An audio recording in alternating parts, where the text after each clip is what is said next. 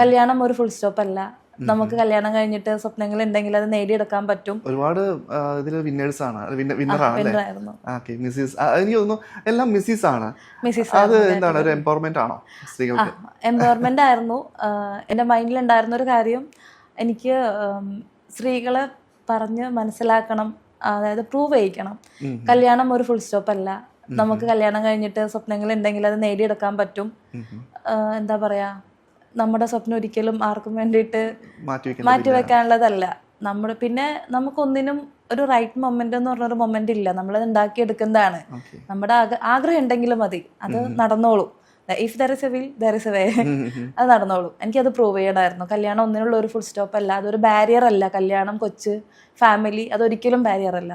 നമുക്ക് ജീവിതത്തിൽ ഇനിയും മുമ്പോട്ട് പോകാനുണ്ട്, ഇനിയും കാര്യങ്ങൾ ചെയ്യാനുണ്ട്. അത് ജസ്റ്റ് ഒരു റെസ്പോൺസിബിലിറ്റി മാത്രമാണ്. നമുക്ക് കൺസിസ്റ്റൻസിയാണ് വേണ്ടത്. അത് ഉണ്ടാക്കിയെടുക്കാമെന്ന് പ്രൂവ് ചെയ്യണമെന്നുണ്ടായിരുന്നു. അതിനാണ് ഞാൻ മെയിനായിട്ടും പെജൻസിൽ പാർട്ടിസിപ്പേറ്റ് ചെയ്തതും ടൈറ്റിൽ വിൻ ചെയ്യുന്നത് എനിക്ക് താല്പര്യമുള്ളൊരു കാര്യമായിരുന്നു.